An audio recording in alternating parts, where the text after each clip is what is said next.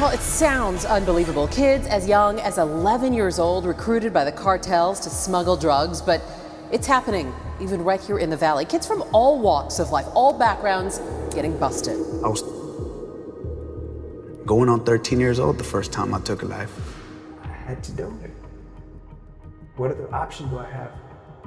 If I don't do it, I know what's gonna happen to me. Rosalio Reta, a name associated with the notorious Gulf Cartel, emerged as a daunting figure in the world of organized crime. Born in the heart of Texas, USA, his journey into the narcotic world began at the age of 13. His actions as a cartel hitman sent shockwaves through the narcotic trafficking enterprise, gaining widespread notoriety for his participation in a series of violent crimes orchestrated by the Gulf Cartel. How did this teen find himself in this dangerous industry? Was he an accidental victim or a heartless cartel hitman? Let's delve deeper into the baffling and chilling world of Rosalio Reta, a figure who embodies the darkest secrets of the cartel underworld.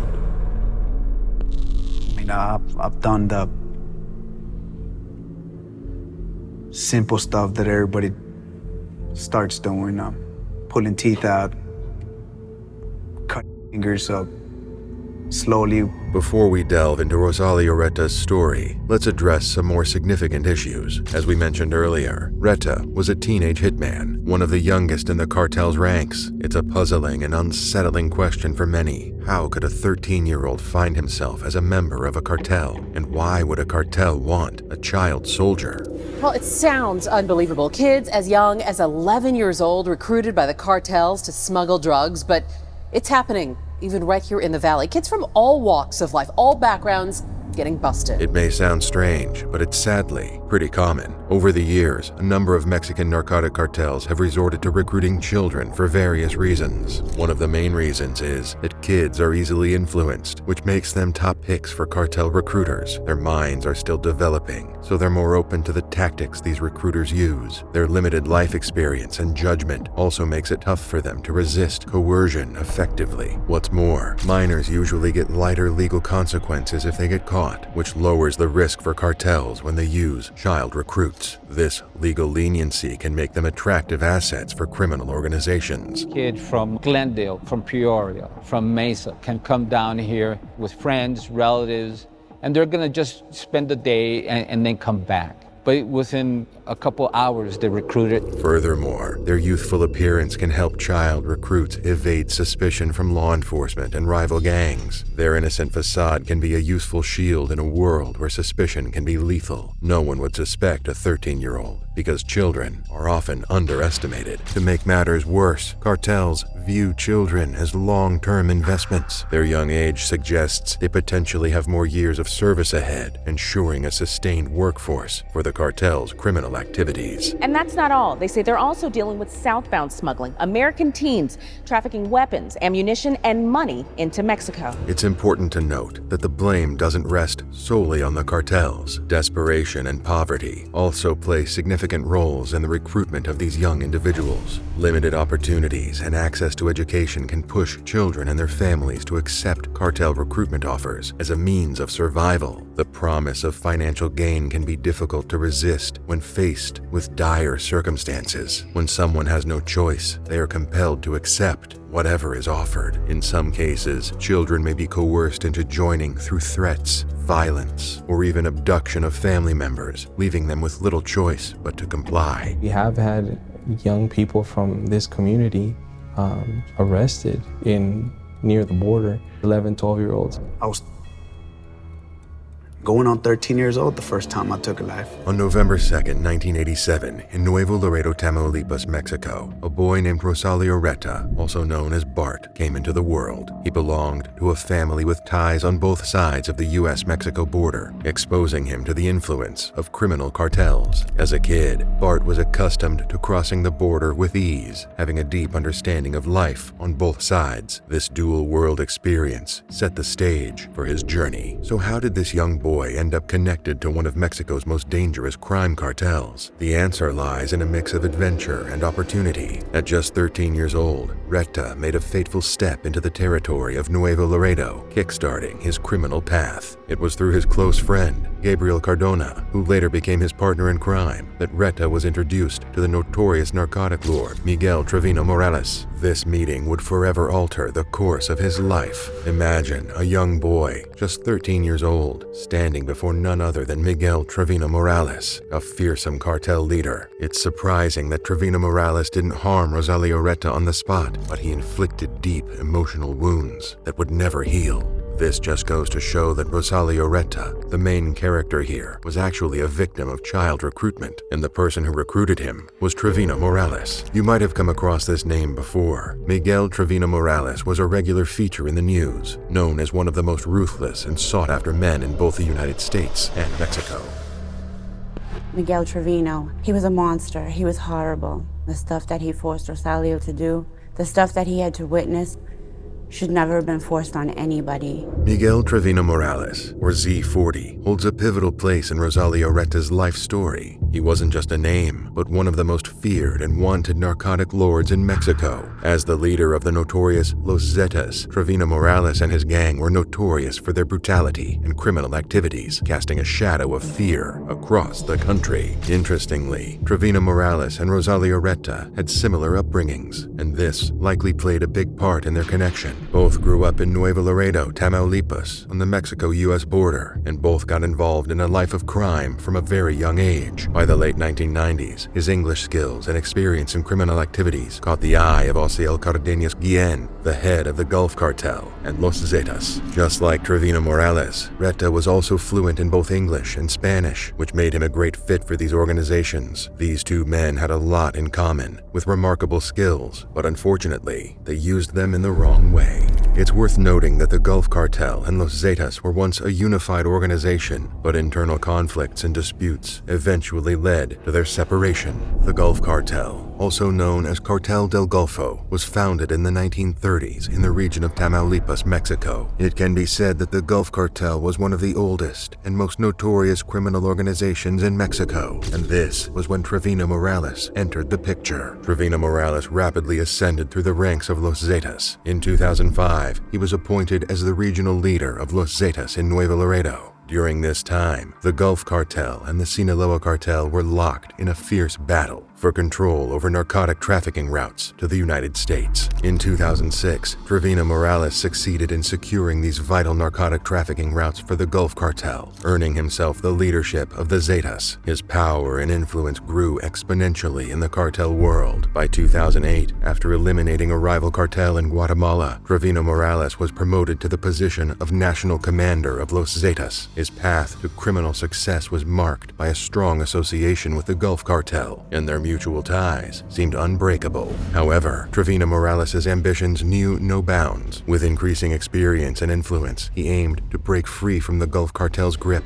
In 2010, under his leadership, Los Zetas declared their independence from the Gulf Cartel, sparking a brutal and protracted conflict between these two cartels. Travino Morales' leadership saw Los Zetas expand, solidifying its reputation as an exceptionally fearsome organization. Their tactics were characterized by extreme brutality, not that other cartels were any better. In the dark realm of Mexican narcotic cartels, Miguel Travino Morales, or Z40, was a figure who loomed large and brutal, impacting the lives of countless individuals like Rosalio Reta. His rise to power and the ruthlessness of his organization, Los Zetas, painted a disturbing picture of the criminal landscape in Mexico. While narcotic trafficking is their primary focus, Los Zetas was also engaged in a range of illegal activities, including extortion, assassination, and running protection rackets. He was one of the first persons I've seen took somebody's head off. He took his head off just shooting him. Just by shooting, he shot him more than 200-300 rounds. And he was telling everybody, this is the way you kill somebody. I seen one time Miguel Trevino was torturing somebody. It was two brothers. And he made one brother kill the other one. He told them, look, only one of y'all is gonna live. So you have to kill him or you kill him, so decide. I already knew that he was gonna kill the both of them, but he just wanted to not torture these people, not physically, but mentally. Mess him up in the head. Thankfully, on July 25th, 2013, Mexican authorities succeeded in capturing this individual, preventing any more harm. However, it was already too late for Rosalio Reta, as Travino Morales had already left a lasting impact on his life before being incarcerated. Rosalio Reta and his friend, Gabriel Cardona, stood face to face with Travino Morales, known for recruiting vulnerable young people for dangerous tasks. It was later reported that Reta was petrified during their first meeting, thrown into a world he didn't understand. You'll give a knife to a person in a situation like that, and you'll be surprised at what a person can do with it. The day Reta crossed the Mexican border, he had innocent thoughts in his mind. But everything quickly turned into a nightmare. In their initial encounter, which was brief, Travino Morales took a liking to Reta as if he saw him as the perfect apprentice. However, that first meeting took a dark turn, leading to a loss of life. I think they saw that scared, panicked look in my face and asked me if I had ever killed somebody. And I said I had, knowing that I had never took nobody's life. So he pulled out a handgun, told me to kill that person, the one kneeling in front of him. And I just shot him. Reta later explained in an interview that he had to take the person's life to save his own life. It was like a survival game, and Reta became a player in this deadly game at an incredibly young age. I had to do it. What other option do I have? If I don't do it, I know it's gonna happen to me. It made sense. These people backed a 13-year-old into a corner, and he had no choice but to do what they told him to do. That moment marked Reta's entry into the cartel, a crude initiation into a world where Los Zetas were known for even more horrifying actions. And it was just the beginning of a relentless journey. He became close with Miguel Travino. He became real close with the big boss. He trusted him. He gave Rosalio the big jobs. He was proud of the work that he did. He basically took him underneath his wing and trained him to be just like him. Not long after witnessing his first execution, Reta officially became a member of the cartel. A phone call from Travino Morales' associates marked the moment he was drawn into the dark world of child soldiers for the Los Zetas. Reflecting on his training with the cartel, Reta described it as anything but ordinary. It's almost all the same, but you don't practice with paper targets. It's a constant war zone. You practice with live targets, just the way it is. The people we were using as targets were rival cartel members. There used to be 50, 60, sometimes over 100 people, just like cattle for the slaughterhouse. Instead of conventional drills, he found himself firing at real human targets. Under the cartel's guidance, he learned to wield firearms, weapons, and even rocket launchers. It's highly disturbing that these cartels have the capacity to train their people, almost as if they're military soldiers. No wonder these criminal organizations are able to challenge the Mexican government so easily. Though Reta claimed he didn't enjoy a life of violence and bloodshed, his undeniable expertise with firearms betrayed his claim. I didn't enjoy it.